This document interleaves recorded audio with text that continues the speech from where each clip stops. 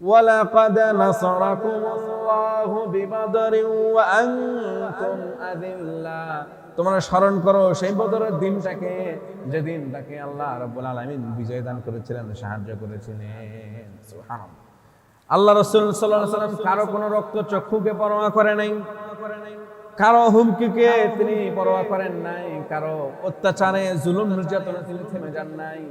তার সাথে তিনি টানা 13টা বছর দাওয়াতি কাজ করলেন। 13টা বছর দাওয়াতি কাজ করে তিনি মদিনার প্রান্তরে গেলেন। 13টা বছর দাওয়াতি কাজ করে তার সৈন্য সংখ্যা দাঁড়ালো 313 জন। কতজন? 313 জন। 13টা বছর দাওয়াতি কাজ করার পরেও মাত্র লোক সংখ্যা 313 জন। আর আমাদের এমন একটা জাহেল সমাজ, চিন্তা করেন, এতদিন ধরে আমরা কাজ করছি, স্বয়ং আল্লাহ রসুল এতদিন ধরে দাওয়াতি কাজ করার পরেও যদি মাত্র 313 জন হয়, আমরা তো আর আল্লাহর নবী নই, ঠিক কিনা? আমরা অদম গুনাহগার বান্দা। সবাই যে হেদায়েত পাবে, সবাই যে সময়ের আগে মসজিদে এসে বসে থাকবে, এমনটা প্রশ্নই আসে। আল্লাহ যারা যারা পছন্দ, যারা যারা হেদায়েত করতে তিনি চাবেন, যারা যারা সৌভাগ্যবান বানাবেন, তারাই শুধুমাত্র তারপরে আসতে পারবে। হ্যাঁ, যাদের কপাল খারাপ, নসিব খারাপ, যারা নিজেরাও চায় না যে আমাদের ভালো হোক, তারা কখনোই আল্লাহর রহমতের মধ্যে আসতে পারবে না। এই রমজান মাস তাদের জন্য এক পয়সার কোনো কাজ দেবে, ঠিক কিনা বল? মক্কার প্রান্তর থেকে জীর্ণ শীর্ণ গরিব দুঃখী সাহাবীদেরকে নিয়ে আল্লাহ রাসূল সাল্লাল্লাহু আলাইহি ওয়াসাল্লাম মদিনায় হিজরত করলেন। যখন বদরের যুদ্ধের ডাক এসে গেল, কাফেররা সংখ্যা হলো 1000। কাফেরদের সংখ্যা কত? 1000। অস্ত্রে শস্ত্রে সুসজ্জিত, সবাই চিন্তিত হয়ে গেল। এত বড় মাপের একটা যুদ্ধ, এত বড় বাহিনীর মুখে, এত বড় অস্ত্রে শস্ত্রে সুসজ্জিত বাহিনীর মুখে মাত্র 313 জন কিভাবে যুদ্ধ করবে? আল্লাহ রাব্বুল আলামিনের জন্য আয়াতে কারিমা নাযিল করলেন, ওয়ালাকাদ নাসারাকুমুল্লাহু বিবাদরিন ওয়া আনতুম আযিল্লা। তোমরা স্মরণ করো সেই বদরের দিনটাকে, যেদিন তাকে আল্লাহ রাব্বুল আলামিন বিজয় দান করেছিলেন, সাহায্য করেছিলেন। সুবহানাল্লাহ। কাম মিন ফিয়াতিন কলিলাতিন গলাবাত ফিয়াতান কাসীরাতান বিইذনিল্লাহ। আল্লাহ রাব্বুল আলামিন বান্দাকে স্মরণ করিয়ে দিলেন, ও বান্দা স্মরণ করো সেই দিনটাকে, যেদিন অল্প সংখ্যক লোকের উপর আল্লাহ অল্প সংখ্যক লোককে বেশি সংখ্যক লোকের উপর আল্লাহ বিজয় দান করেছিলেন। অল্প সংখ্যক লোককে আল্লাহ তাআলা এমন ভাবে বিজয় দান করলেন, বিরাট বড় বাহিনী তাদের সামনে পরাজয় বরণ করলো, ঠিক কিনা? এর রহমত কার বলেন? আজকে সেই ইতিহাসটাই আমরা তুলে ধরার চেষ্টা করব, এখান থেকে কিছু শিক্ষা আমরা বের করার চেষ্টা করবো ইনশাআল্লাহ। এই বদরের যুদ্ধের ডাকটা এসেছিল কেন? ডাকটা এসেছিল ইসলামের আলোটাকে নিভিয়ে দেওয়ার জন্য। আর কাদের বিরুদ্ধে যুদ্ধ? কাফের আর ইমানদার, মুশরিক আর ইমানদারদের মধ্যকার যুদ্ধ। এখন এই মুশরিক আর ইমানদার, তাদের ধর্মীয় দৃষ্টিকোণ থেকে তাদের অবস্থান এই, আল্লাহর কাছে তাদের অবস্থান এই, কিন্তু আত্মীয়তার দিক থেকে আরেকটা অবস্থান ছিল। এমন একটা অবস্থান, এই বদরের যুদ্ধ এমন একটা যুদ্ধ, পিতার বিরুদ্ধে সন্তানের যুদ্ধ, ভাইয়ের বিরুদ্ধে ভাইয়ের যুদ্ধ, চাচার বিরুদ্ধে ভাতিজার যুদ্ধ। কথা কি বুঝতে পেরেছেন? এই অবস্থায় যুদ্ধ করা কি এত সহজ ব্যাপার? পিতার বিরুদ্ধে সন্তানের অস্ত্র ধরা এত সহজ ব্যাপার? ভাইয়ের বিরুদ্ধে ভাইয়ের অস্ত্র ধরা এত সহজ ব্যাপার? চাচার বিরুদ্ধে ভাতিজার অস্ত্র ধরা এত সহজ ব্যাপার? এত সহজ ব্যাপার ছিল না। বদরের যুদ্ধটা ছিল এমন একটা যুদ্ধ, কাফেররা এক পর্যায়ে চিন্তা করছিল যে হোক, ওরাও তো আমাদের আত্মীয়। অর্থাৎ আবু সুফিয়ান মক্কার অন্যতম একজন চৌকস নেতা ছিল, তখন সে কাফের ছিল। পরবর্তীতে ইসলাম গ্রহণ করেছিলেন তিনি মক্কা বিজয়ের পরে, কিন্তু তখন তিনি কাফের ছিলেন। সে বদরের প্রান্তরে গিয়ে ঘোষণা দিয়েছিল, ভাষণ দিয়েছিল যে তোমরা ফিরে আসো, ওদের সাথে যুদ্ধ করার দরকার নাই, ওরাও আমাদের আত্মীয় স্বজন। কিন্তু অবস্থানটা এমন অবস্থা হয়ে গেছিল যে আবু জাহেল সমস্ত নেতাদেরকে ধমক দিয়ে সবার মধ্যে এমন একটা অবস্থা তৈরি করলো যে কোনোভাবে আজকে ফিরে যাওয়ার সুযোগ নেই। সে আমার ভাই হোক, বন্ধু হোক, সন্তান হোক, ভাতিজা হোক, তাদেরকে ধ্বংস করে দেব। শুধু মানুষকে নয়, এটা আমাদের মিশন হলো আমাদের আত্মীয়কে ধ্বংস করা নয়, মিশন হলো ইসলামটাকে ধ্বংস করা। বুঝতে পেরেছেন? আল্লাহ রাসূল সাল্লাল্লাহু আলাইহি ওয়াসাল্লামকে পিছু হটালো। আল্লাহ রাসূল সাল্লাল্লাহু আলাইহি ওয়াসাল্লাম একটা পর্যায়ে চিন্তা করলেন, আমার যারা সাহাবী আছে, আজকে এমন একটা যুদ্ধ, যে যুদ্ধ কাফের আর মুমিনদের, কিন্তু আত্মীয়র বিরুদ্ধেও তো যুদ্ধ। এই যুদ্ধে হয়তোবা আমার সাহাবীরা মনের মধ্যে দুর্বলতা আনে কিনা, আমার সাহাবীরা একটু দুর্বল হয়ে যায় কিনা, পিছুপা হয়ে যায় কিনা। কারণ ভাইয়ের বিরুদ্ধে ভাইয়ের তরবারি, বাবার বিরুদ্ধে সন্তানের তরবারি তুলে এত সহজ ব্যাপার ছিল না। আল্লাহ রাসূল সাল্লাল্লাহু আলাইহি ওয়াসাল্লাম সমস্ত সাহাবীদেরকে নিয়ে ভাষণ দিচ্ছিলেন, জান্নাতের বর্ণনা দিচ্ছিলেন। আল্লাহ রাসূল সাল্লাল্লাহু আলাইহি ওয়াসাল্লাম যখন জান্নাতের বর্ণনা দিলেন, কুমু ইলাল জান্নাহ, আল্লাহ রাসূল সাল্লাল্লাহু আলাইহি ওয়াসাল্লাম বললেন, এই যুদ্ধ এমন একটা যুদ্ধ যে যুদ্ধের পরে যারা, এই যুদ্ধের ময়দান এমন একটা ময়দান যেন যুদ্ধের ময়দান নয়, জান্নাতে যাওয়ার একটা ময়দান। সুবহানাল্লাহ। আরদুহাস সামাওয়াতি ওয়াল আরদ, যে জান্নাতের প্রশস্ততা আসমান এবং জমিনের সমপরিমাণ। সুবহানাল্লাহ। সাহাবীরা লাফ দিয়ে দাঁড়িয়ে গেলেন। হযরত উমাইর, আবু উমাইর রাদিয়াল্লাহু তাআলা আনহু, তিনি খেজুর খাচ্ছিলেন। তিনি জান্নাতের কথা শুনে তিনি আনন্দে আত্মহারা হয়ে বললেন, বাহ বাহ। এই বাহ বাহ শব্দটা তখনই বলা হয় যখন আনন্দে আত্মহারা হয়ে যায়, অতি আনন্দ পায় মানুষ, তখন বাহ বাহ শব্দটা বলা হতো। আল্লাহ রাসূল সাল্লাল্লাহু আলাইহি ওয়াসাল্লাম বললেন, উমাইর কাছে আসো, তুমি তো বাহ বাহ শব্দ বললে, কি এমন আগ্রহ, কি এমন আনন্দ তোমাকে দিল যে তুমি বাহ বাহ শব্দটা বলতে বাধ্য হলে? উমাইর রাদিয়াল্লাহু তাআলা আনহু তিনি বলছেন, ইয়া রাসূলুল্লাহ, ইয়া হাবিবাল্লাহ, যে জান্নাতের বর্ণনা আমি শুনলাম, এই জান্নাতের বর্ণনা শুনে আমি তো দুনিয়ার সমস্ত কিছু আমার কাছে তুচ্ছ মনে হলো। আমি খুরমা খেজুর খেতে খেতে সেটা ফেলে দিলাম। আমি দুনিয়ার কোনো কাজে সময় ব্যয় করতে চাই না। আমি সোজা আল্লাহর রাস্তায় জিহাদ করে আমি জান্নাতে যেতে চাই। সুবহানাল্লাহি ওয়া বিহামদিহি। আবু উমাইর রাদিয়াল্লাহু তাআলা আনহু তিনি জিহাদের ময়দানে ঝাঁপিয়ে পড়লেন, শহীদ হয়ে গেলেন। আল্লাহ রাসূল সাল্লাল্লাহু আলাইহি ওয়াসাল্লাম যখন বদর যুদ্ধের পরে সাহাবীদের, শহীদদের লাশগুলো যখন সারিবদ্ধ করছিলেন, তিনি বারবার দেখছিলেন, উমাইর কোথায়, উমাইর কোথায়। এক সাহাবী এসে বলেন, ইয়া রাসূলুল্লাহ, ইয়া হাবিবাল্লাহ, এই সেই সাহাবী উমাইর যে আপনার জান্নাতের বর্ণনা শুনে খেজুর ফেলে দিয়ে যুদ্ধের ময়দানে ঝাঁপিয়ে পড়েছিল, এই সেই সাহাবী উমাইর। আল্লাহ রাসূল সাল্লাল্লাহু আলাইহি ওয়াসাল্লাম বললেন, দেখো তোমরা কি জান্নাতি মানুষ দেখতে চাও নাকি? দেখো উমাইরের দিকে তাকাও, যে জান্নাতের আশায়, জান্নাতের জন্য আল্লাহ রাস্তায় জিহাদ করে। এই জীবনের কি মূল্য বলে, এই সময়ের কি মূল্য বলে? আমাদের মূল উদ্দেশ্যই তো জান্নাতে যাওয়া, আমাদের মূল লক্ষ্যই তো জান্নাতে যাওয়া, ঠিক কি না? জান্নাতে যাওয়া ছাড়া আমাদের আর কোনো লক্ষ্য উদ্দেশ্য আছে নাকি? এই দুনিয়ার ব্যবসা বাণিজ্য, জমি জমা, আত্মীয় স্বজন কয়দিনের আপনি আমাকে বলতে পারেন? আপনি আমাকে লিখে দিতে পারবেন, গ্যারান্টি দিতে পারবেন, আমি 50 বছর আমার আধিপত্য ধরে রাখবো, আমি 50 বছর আমার জমা জমি ধরে রাখবো, আমি 10টা বছর আমার ধন সম্পত্তি ধরে রাখবো? এরকম গ্যারান্টি আপনারা কেউ দিতে পারবেন আমাকে? প্রশ্নই আসে না, সুযোগই নেই, 1 সেকেন্ডের কোনো ভরসা নেই, ঠিক কিনা বলেন? বদরের ময়দানে আল্লাহ রাসূল সাল্লাল্লাহু আলাইহি ওয়াসাল্লাম সাহাবীদেরকে নিয়ে তিনি একত্রিত হলেন। সাহাবীদের অবস্থা এমন কোনো অস্ত্র নাই, মাত্র 7টা তরবারি, মাত্র 7টা তরবারি, 313 জন মানুষ, 313 জন যোদ্ধা, তাদের হাতে মাত্র 7টা তরবারি। কয়টা? 7টা তরবারি। অপরদিকে 1000 যোদ্ধা, 1000 বাহিনীর কাছে এমন কোনো অস্ত্র নাই যা তাদের কাছে ছিল না। 7টা অস্ত্র নিয়ে, 7টা তরবারি নিয়ে, 2টা ঘোড়া নিয়ে, 70টা উট নিয়ে আল্লাহ রাসূল সাল্লাল্লাহু আলাইহি ওয়াসাল্লাম বদরের প্রান্তরে উপস্থিত হলেন। বদরের প্রান্তরে উপস্থিত হয়ে তিনি সাহাবীদেরকে নিয়ে হৃদয় বিদারক অবস্থা তিনি আল্লাহর কাছে দোয়া করতে থাকলেন। সাহাবীরা চিন্তিত অবস্থায় কে কার সাথে কেমন ভাবে কথা বলে বিদায় আদায় নিচ্ছেন।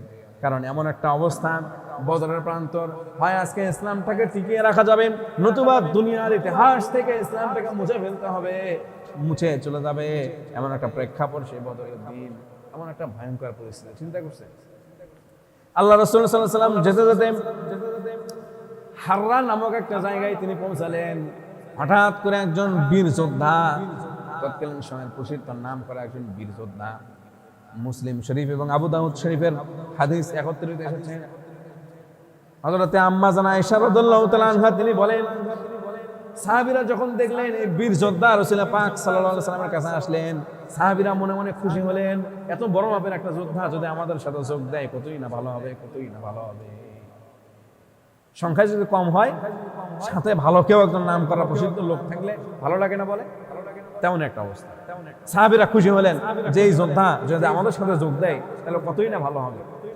এই যোদ্ধা আল্লাহ রাসূল সাল্লাল্লাহু আলাইহি ওয়াসাল্লামের কাছে গিয়ে বললেন, মুহাম্মদ, আমি আপনার সাথে যুদ্ধে যোগ দিতে চাই, যাতে আমিও কিছু গনিমত কামাই করতে পারি। মানে সে ধরেই নিছে সংখ্যা আর বড় যাই হোক, এই সংখ্যাটাই, ছোট সংখ্যা মুহাম্মদ যে সংখ্যাটা, এই সংখ্যাটাই বিজয় লাভ করবে। এই কারণে বিজয়ের পর আমি কিছু সম্পদ লাভ করব, এই আশায় সে কি করতে চায়? যুদ্ধে অংশগ্রহণ করতে চায়। সমস্ত সাহাবীরা খুশি হয়ে গেল। এমন একজন যোদ্ধা যদি আমাদের সাথে যোগ দেয় কতই না ভালো হয়। আল্লাহ রাসূল সাল্লাল্লাহু আলাইহি ওয়াসাল্লাম তাকে জিজ্ঞেস করলেন, ও যোদ্ধা শোনো, কাছে আসো। তুমিনুনা বিল্লাহি ওয়া রাসূলিহি, তুমি কি আল্লাহ এবং তার রাসূলের প্রতি ঈমান এনেছো? তুমি কি আল্লাহ এবং তার রাসূলের প্রতি ঈমান এনেছো? যোদ্ধা বলছেন, না না না, আমি ঈমান আনি নাই, ঈমানের জন্য আমি আসি নাই, আমি এসেছি গনিমতের আশায়, গনিমত লাভের আশায়। যুদ্ধ করার পরে যে সম্পদ আপনি পাবেন, সেই সম্পদ থেকে আমিও কিছু ভাগ নিব, সেই আশা আপনার সাথে যুদ্ধ করব। মানে ভাড়াটিয়া যোদ্ধা আছে না, এরকম লোক আছে না? দেখবেন ঝামেলা হলেই টাকা দিলে ভাড়া করার লোক পাওয়া আছে কিনা বলে? কারণ সেই লোকজনদের মধ্যে যদি 2-4 জন প্রভাবশালী থাকে, তাহলে অপরপক্ষের কলজা কাপ উঠে যায়, ঠিক কিনা? অপরপক্ষের কলজা কাঁপাকাঁপি উঠে যায়। এরকম একজন যোদ্ধা আল্লাহ রাসূল সাল্লাল্লাহু আলাইহি ওয়াসাল্লাম স্পষ্ট বলে দিলেন, কখনো নয় তোমার থেকে আমি কোনো মুশরিক থেকে আমি কোনো সাহায্য গ্রহণ করব। মুশরিক থেকে সাহায্য গ্রহণ করার কোনো সুযোগই নেই। ইমানদারের সংখ্যা যদি কম হয়, পাশে যদি লোক নাও থাকে, কোনো মুশরিকের সাহায্য আল্লাহ রাসূল ইমানদাররা কখনো নিতে পারেন না, ঠিক কিনা বলে? ইমানদাররা ভরসা করেন কার উপর? ইমানদাররা সর্বাবস্থা ভরসা করেন কার উপর? আল্লাহর। সংখ্যা কম হোক বেশি হোক, বিজয় যিনি দান করেন তিনি কে? সুতরাং যে কোনো সিচুয়েশনে, যে কোনো পরিস্থিতিতে একজন এসে, একজন খারাপ ব্যক্তি, একজন চকলখোর, একজন বেয়াদব লোক এসে আমার ইমানটা ধ্বংস করবে, টাকার বিনিময়ে 2-4 টাকার বিনিময়ে ইমানটা বিলিয়ে দেবো, বিক্রি করে দেবো, এরকম সুযোগ আমাদের নাই, ঠিক কিনা বলেন? এই শক্তপোক্ত ইমানের জন্যই সাহাবীরা জীবন দিয়েছেন, রক্ত দিয়েছেন। আল্লাহ রাসূল সাল্লাল্লাহু আলাইহি ওয়াসাল্লাম তিনি দিনের পর দিন জুলুম নির্যাতন সহ্য করেছেন। কেন? যাতে এই উম্মতরা শক্তিশালী ইমানদারের অধিকারী হয়, শক্তিশালী ইমানের অধিকারী হয়, ঠিক কিনা বলেন? আজকে আমাদের ইমান বোঝা যায় জুমার দিন আসলে, ইমান বোঝা যায় তারাবির নামাজে, ঠিক কিনা? 8 রাকাত পরে আর লোক খুঁজে পাওয়া যায় না। হ্যাঁ, 10 রাকাত, 12 রাকাত, 20 রাকাত হলে তো আর দেখা যাবে যে মানে মসজিদে 2-1 লোক ছাড়া পাওয়া যাবে, ঠিক কিনা? কোন জায়গায় জানি ওয়াজের ময়দানে বক্তা ওয়াজ করতেছে, মাঠে একটা লোকও নাই, একজন লোক বসে আছে, বলছে যে কি ব্যাপার? একজন আল্লাহওয়ালা বান্দা পাওয়া গেছে, হ্যাঁ, যে পুরো ওয়াজটা শুনছে। বলছে, না হুজুর, আমি মাইক আলা। কি আপনি ওয়াজটা শেষ করলে মাইক দিয়ে আমাকে চলে যেতে হবে? তা আমাদের ইমান হয়েছে এই, আমাদের ইমান কি? আমাদের ইমান হলো মাইক আলা, ঠিক কিনা? মাইক আলা ইমান দিয়ে জান্নাতে যাওয়া যাবে? মাইক আলা ইমান দিয়ে জান্নাতে যাওয়া যাবে? বলেন। পরিপূর্ণ ইমান নিয়ে, সাহাবীদের মতো ইমান নিয়ে আমাদেরকে জান্নাতে যেতে হবে ইনশাআল্লাহ।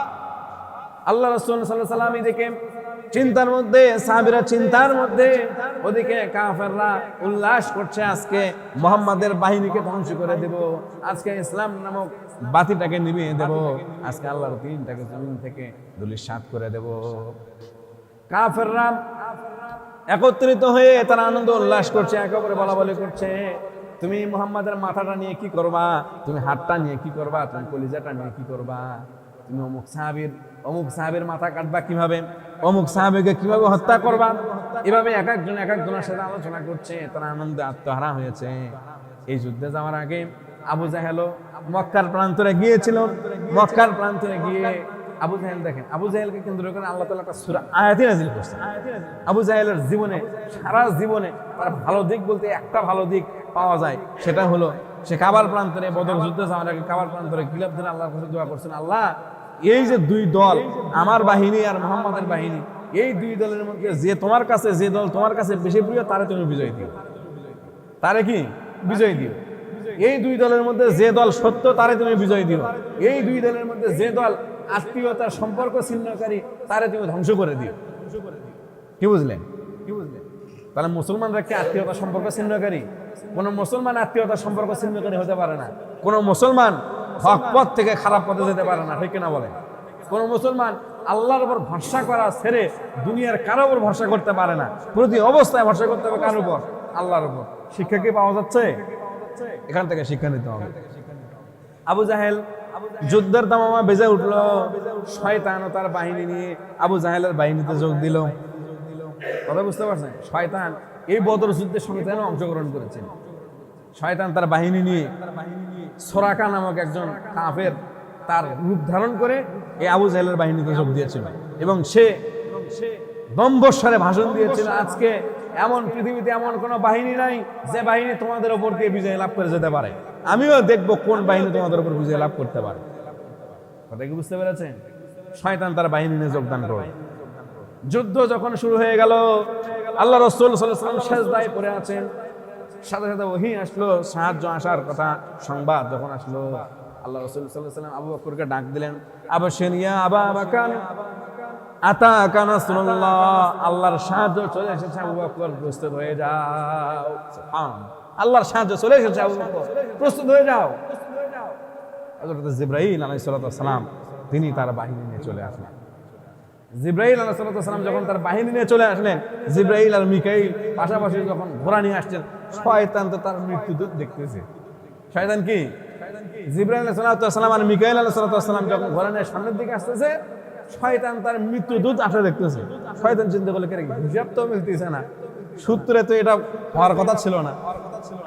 হঠাৎ করে জিবরাইল আসলো, মিকাইল আলাইহিস সালাম আসলে, এখন তো আমার রক্ষা নাই। শয়তান তার দলবল নিয়ে পালানো শুরু করে দিয়েছে।